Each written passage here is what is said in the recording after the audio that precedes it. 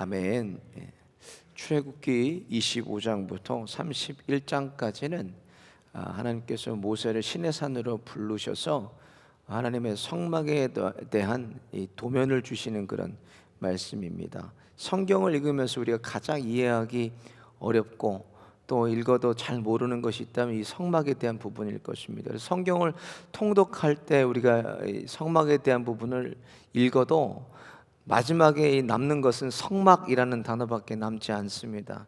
참 어려워요. 근데 이 성막을 모형으로 주시고 그것을 통해서 예수 그리스도의 실체를 보고 느끼고 맛보고 하나님께서 경험하시기를 원하십니다.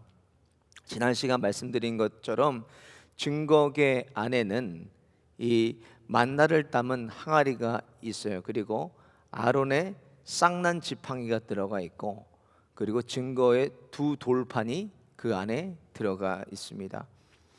이것을 구속사적인 관점으로 바라본다면 이 언약의 궤는 예수 그리스도를 증거하는 것입니다.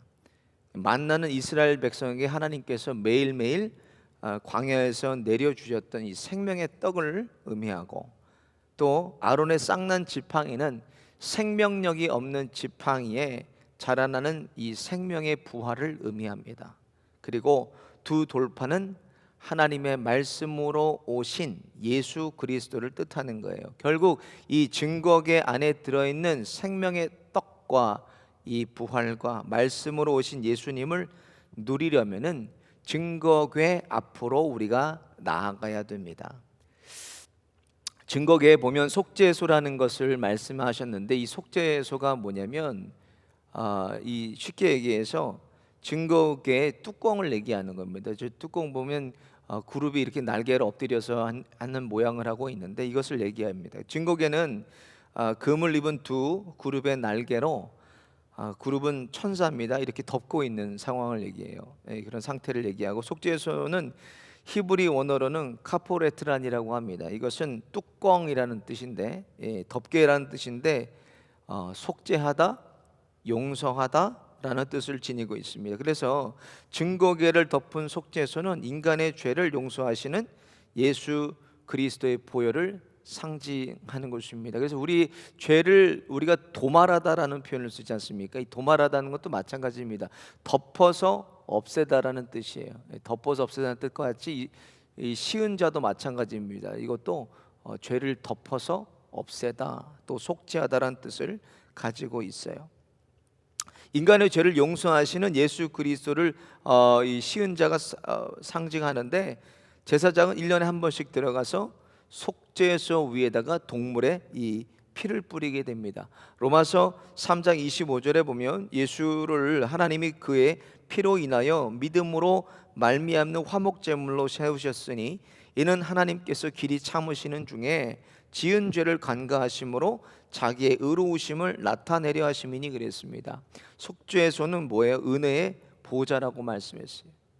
우리가 다 죄인이기 때문에 예수님의 대속의 은혜, 이 피뿌림을 통해서 하나님의 은혜의 보좌 앞으로 우리가 나아갈 수 있는 것입니다. 그래서 언약의 궤를 덮는 이 속죄소는 예수 그리스도의 대속의 피를 상징합니다.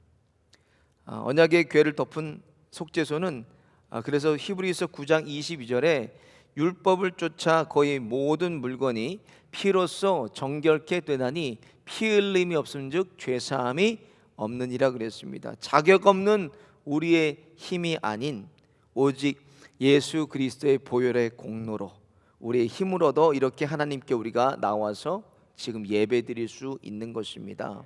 성막을 통해서 예수 그리스도의 이 보혈의 신비, 대속의 은혜, 그리고 하나님의 사랑을 깨달아 체험하고 나누는 저와 여러분 되시기를 예수님의 이름으로 축원드립니다. 오늘 본문 말씀은 떡상에 대한 얘기예요. 떡상은 말 그대로 떡을 올리는 상을 얘기를 합니다. 23절을 보니까 하나님께서 모세에게 조각목으로 떡상을 만들라 하시는데, 지난 시간 말씀드린 것처럼 이 조각목은 광야에서 쉽게 구할 수 있는 아카시아 종류의 나무입니다. 가시가 달린 나무인데 이것으로 조각목으로 떡상을 만들고 그 나무로 장은 길이라고 말씀을 드렸어요. 장은 2규빗, 1규빗이 45cm니까 2규빗은 90cm 정도 됩니다. 그리고 광이 1규빗, 광은 이 넓이를 얘기합니다. 넓이는 말씀드린 것처럼 45cm, 그리고 고는 1규빗 반이니까 45cm하고 1규빗의 반이니까 22.5cm에서 67.5cm, 이런 식으로 이런 그림 같은 모양으로 떡상을 만들라고 하셨는데, 계속 보니까 24절에 정금으로 싸고, 정금으로 나무 조각목으로 만든 것을 정금으로 싸고, 주위에 이제 금태를 저렇게 두르고, 25절에 사면에 턱을 만들고 그 턱 주위에 금태를 또 저렇게 두르라고 말씀했어요. 정금으로 대접과 숟가락과 병과 또 붓잔을 만들고 끝으로 상 위에 진설병을 두어서 항상 내 앞에 있게 할지니, 그렇게 말씀했습니다. 그럼 이 떡상이 우리에게 주는 의미가 무엇인가? 영적인 의미에 대해서 한번 알아보겠습니다. 먼저 떡상은 하나님을 향한 우리의 헌신과 희생을 말씀하고 있어요. 30절에 상 위에 진설병을 두어 항상 내 앞에 있게 할지니라 그랬습니다. 진설병은 곡식을 갈아서 만든 떡이에요. 이것을 항상 내 앞에 두라는 말씀은 항상 하나님의 얼굴 앞에 놓인 그런 떡을 의미를 합니다. 레위기 24장 8절에 이것에 대해서 더 자세하게 기록하고 있습니다. 항상 매 안식일에 이 떡을 여호와 앞에 진설할지니 이는 이스라엘 자손을 위한 것이요 영원한 언약이니라 그랬습니다. 진설병이라는 것은요, 불순물이 섞이지 않는 고운 이 흰 가루로 곡식을 찧어서 가루를 내서 만드는 떡입니다. 그만큼 이것을 만들려면 우리의 헌신과 우리의 희생이 필요합니다. 또 이것을 매 안식일마다 떡을 올리면서 우리의 우리의 희생뿐만 아니라 정성이 들어가야 돼요.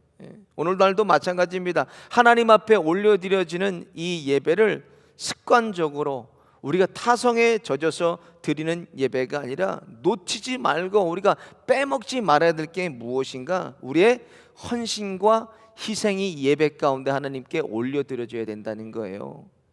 보세요. 진설병을 만들려면 곡식을 곱게 이제 갈아요. 그리고 빻아서 물로 반죽해서 이제 불에서 구워서 올립니다. 정성으로 올려요. 하나님께 드려지는 이 예배는 우리 자신이 이 예배 가운데 온전하게 부어지고 깨어지고 희생돼서 녹아져서 드리는 하나님을 향한 우리의 희생과 헌신이 예배 안에 들어가 있습니다. 그래서 요한복음 4장에 영원히 목마르지 않는 영원한 생수를 찾는 사마리아 여인에게 이렇게 말씀합니다. 24절 보면 하나님은 영이시니 예배하는 자가 신령과 진정으로 예배할지니라 그랬어요. 매 안식일에 떡상에 올려졌던 이런 진설병처럼 하나님께 온전한 희생과 온전한 헌신의 예배를 통해서 이것을 날마다 하나님께 올려드려지는 저와 여러분 되시기를 예수님의 이름으로 축원드립니다. 두 번째로 떡상은 예수님으로 말미암아 자녀된 우리의 신분을 말씀하고 있어요. 22절에 거기서 내가 너와 만나고 속죄소 위에 곧 증거계 위에 있는 두 그룹 사이에서 내가 이스라엘 자손을 위하여 내게 명할 모든 일을 내게 이르리라 그랬어요. 마치 자녀가 아버지와 한 상에서 대화를 주고받듯이 하나님을 만나고 또 거기서 먹고 마시고 대화하듯 교제하는 것을 뜻합니다. 성경이 계속 우리에게 말씀하시고 우리에게 상기시키시는 것이 무엇입니까? 우리는 죄인이라는 거예요. 죄인. 모든 사람이 죄인이라는 겁니다. 로마서 3장 23절을 보면 모든 사람이 죄를 범하였음에 하나님의 영광에 이르지 못하더니 그랬어요. 죄인이 어떻게 거룩하신 하나님 앞에 나아가서 이렇게 떡을 먹고 마시고 대화하고 교제할 수가 있겠습니까? 자격이 없어요. 우리에게 기다려지는 것은 이 교제가 아니라 우리는 심판이 기다려지고 있습니다. 그러나 예수 그리스도의 이 십자가의 공로로 말미암아 우리가 이렇게 힘을 얻어서 하나님 앞에 나아가서 이렇게 만나고 교제하고 하나님을 우리가 누릴 수가 있는 것입니다. 어떤 신분으로 하나님과 우리가 교제하나? 종의 신분이 아닙니다. 죄인의 신분도 아니요, 뭐요? 자녀의 신분이라는 거예요. 자녀의 신분. 그래서 갈라디아 4장 6절에 보면 너희가 아들인 고로 하나님이 그 아들의 영을 우리 마음 가운데 보내사 아바 아버지라 부르게 하셨느니라 그랬어요. 양자의 영을 우리에게 주셨다는 말씀이에요. 예수 그리스도를 믿음으로 내 마음에 예수님을 주인으로 모신 자들에게는 아들의 영을 부어주셔서 우리가 하나님을 아바 아버지라 부를 수 있는 자녀가 된다는 거예요. 떡상은 하나님의 자녀가 아버지와 먹고 대화하고 교제하는 우리의 영적인 신분을 말씀하고 있습니다. 베드로전서 2장 9절에 보면 그러나 너희는 택하신 족속이요 왕같은 제사장들이요 거룩한 나라요 그의 소유가 된 백성이니 이렇게 말씀했어요. 사무엘하 9장에 보면 사울 왕의 자손 중에 살아남은 사람을 다윗이 찾습니다. 어려서 절름발이가 된 이제 무비보셋을 찾아냅니다. 다윗 왕이 먹는 그리고 그를 초대해서 상에서 같이 먹게 합니다. 사실 사울 왕은요 10수년간 다윗을 죽이려고 따라다녔던 다윗의 원수입니다. 원수. 그럼에도 불구하고 친구 요나단과의 신의를 지키기 위해서 그의 아들 무비보셋에게 큰 은총을 베풉니다. 그때 무비보셋이 이렇게 고백해요. 사무엘하 9장 8절에 보면 저가 절하여 가로되 이 종이 무엇이간데 왕께서 죽은 개 같은 나를 돌아보시나이까. 사람도 말도 안 되는 은혜를 아는데 여러분 뭐예요? 은혜를 알아야 자녀입니다.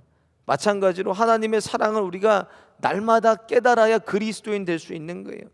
친히 화목제물 되셔서 우리와 하나님과의 막힌 담을 육체로 다 헐어주시고 담력 얻어서 우리가 이렇게 나오게 하신 하나님의 은혜를 생각하면서 오늘도 이 새벽에도 하나님을 만나고 교제하고 누리고 맛보고 경험하는 시간 되시기를 예수님의 이름으로 축원드립니다. 마지막으로 떡상이 주는 영적인 의미는 자녀를 책임지시는 하나님을 말씀합니다. 이 레위기 24장 9절에 이 떡은 아론과 그 자손에게 돌리고 그들은 그것을 거룩한 곳에서 먹을지니 이는 여호와의 화제 중 그에게 돌리는 것으로 지극히 거룩합니다. 이는 영원한 규례니라 그랬습니다. 하나님께 올려드린 떡상을 누가 먹는다는 거예요? 제사장들이 먹는다는 것입니다. 제사장들은 항상 이 떡이 있기 때문에 떡을 먹을 수 있었습니다.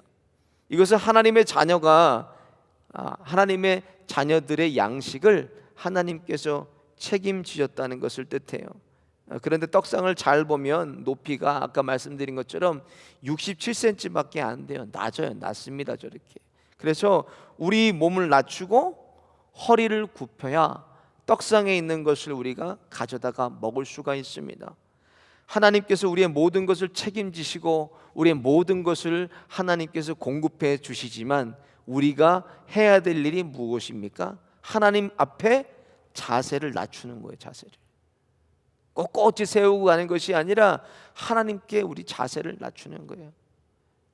자세를 낮추고 엎드리는 것이 무엇입니까? 여러분, 기도밖에 없습니다. 하나님 앞에 자녀가 엎드려서 울고 하나님 앞에 자녀가 하소연하고 하나님 앞에 우리가 몸부림칠 때 하나님은 그 자녀의 간청을 들어주십니다. 그냥 지나치지를 않으십니다. 반드시 그 간청과 기도에 응답하시는 좋으신 하나님이세요. 그래서 하나님께서 매일 양식을 공급하실 때도 주기도문을 통해서도 어떻게 기도하라고 가르쳤습니까? 뭐예요? 일용할 양식을 우리에게 주시옵고 Our daily bread예요. 매일매일 필요한 것을 하나님께 구하라고 말씀했어요. 하나님은 우리의 모든 필요를 채우시고 자녀를 책임지시지만 매일매일 우리가 뭐예요? 구해야 된다는 거예요. 매일매일 자세를 낮추고 하나님 앞에 엎드리고 우리가 기도해야 된다는 것입니다. 그 하나님을 향해서 엎드리는 것이 무엇인가? 바로 이 떡상이 우리에게 주시는 영적인 교훈을 말씀하고 있어요. 하나님 앞에 드릴 때 나와서 우리의 희생과 또 헌신을 드리고 예수님으로 말미암아 하나님을 아버지라고 부를 수 있는 자녀된 우리의 신분과 그리고 우리의 모든 것을 책임지시겠다는 하나님의 약속과 이 모든 것을 우리는 무엇으로 누리게 되나? 무릎으로 나아갈 때 모든 것을 우리 자녀들이 누릴 수 있는 것입니다. 하나님은 전지전능하셔서 자녀가 무엇이 필요한지 또 무엇을 원하는지 다 아시는 좋으신 하나님이십니다. 그런데 그것을 받으려면 우리가 뭐예요? 우리가 하나님 앞에 자세를 낮추고 엎드려야 된다는 거예요. 여러분 주위를 둘러보세요. 그리고 여러분 성도들의 삶을 보세요. 어떤 사람이 하나님께 응답받고 어떤 사람이 이렇게 하나님께 나와서 하나님을 누리고 맛보고 경험하고 누릴 수가 있나? 기도하는 자입니다. 기도하는 자. 이제 40일 연속 기도회가 이번 주 수요일부터 시작됐습니다. 다른 거 없어요. 하나님 왜 기도하게 하시나? 그 나를 뭐 힘들게 하고 새벽마다 깨워서 나를 어렵게 하고 나에게 하나님께서 고통을 주시려고 기도하게 하시는 것이 아니라 하나님께서 우리의 모든 것을 다 이루어주시고 들어주시기 위해서 기도하게 하라는 거예요. 기도하는 이유는 기도하면 하나님이 일하시고 기도하면 하나님이 반드시 응답하신다는 것을 우리가 믿고 하나님께 나와서 엎드리는 것입니다. 여러분 기도해야 됩니다. 기도해야 모든 것이 풀리고 기도해야 모든 것이 열리고 기도해야 모든 것을 누릴 수가 있는 것입니다. 그래도 안 되면 여러분 저한테로 오세요. 기도하면 다 누릴 수가 있는 거예요. 오늘도 저와 여러분이 사람 바라보고 사람 기대할 것이 아니라 하나님 앞에 나와서 하나님의 얼굴을 구하고 하나님 앞에 나와서 하나님께 몸부림치고 하나님께 하소연하고 하나님께 엎드려서 하나님께서 주시고자 하는 하나님의 뜻이 하늘에서 이루어진 것처럼 이 땅 가운데도 오늘 하나님의 뜻을 이루어드리는 저와 여러분 되시기를 예수님의 이름으로 축원드립니다. 오늘 말씀을 생각하면서 함께 찬송하겠습니다.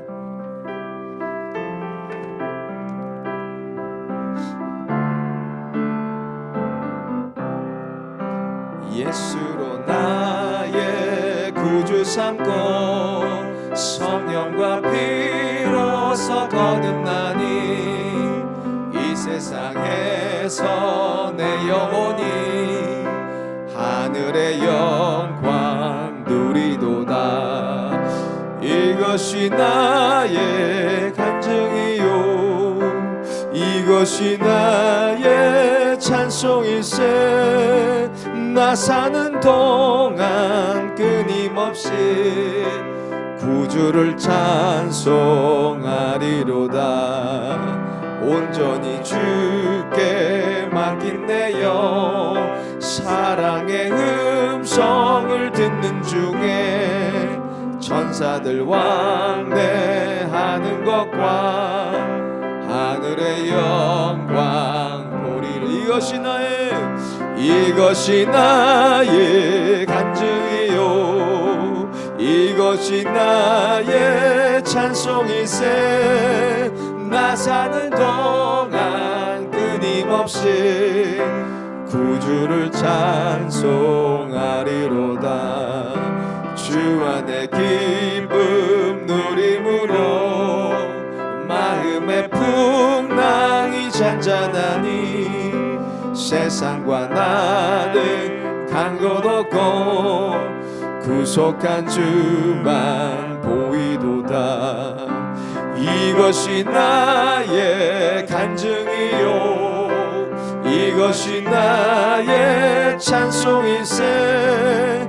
나 사는 동안 끊임없이 구주를 다시 한번 찬양합니다. 예수로 나의 구주 삼고 예수로 나의 구주 삼고 성령과 피로서 거듭나니 이 세상에서 내 영혼이 하늘의 영광. 이것이 이것이 나의 간증이요 이것이 나의 찬송일세 나 사는 동안 끊임없이 구주를 찬송하리 온전히 주께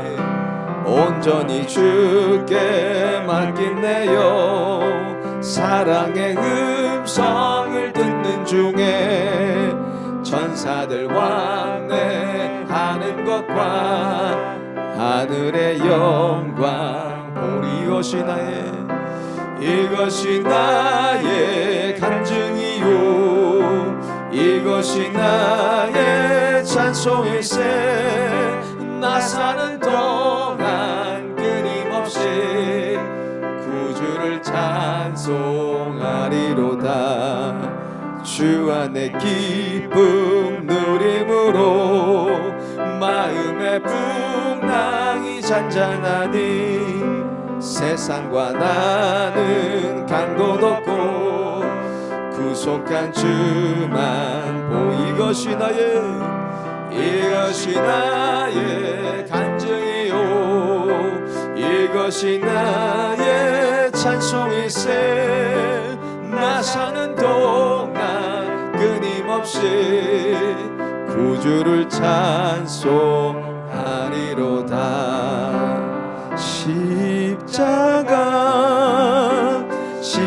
십자가 그 그늘 아래 내 생명이 있네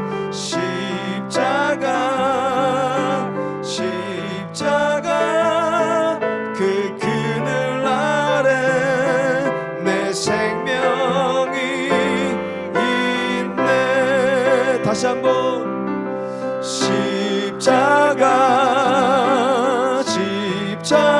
십자가 그 그늘 아래 내 소망이 있네 십자가 그 그늘 아래 내 생명이 있네 함께 기도하겠습니다. 하나님 오늘 이 새벽에도 우리의 모든 시선이 하나님을 향하게 하여 주시고 하나님 앞에 나와서 엎드려서 기도할 때 하나님을 이 시간 맛보고 누리고 경험하며 우리의 모든 것 다 토로할 때 응답하시고 이루시고 함께하시고 인도하시는 하나님을 만나게 하여 주옵소서.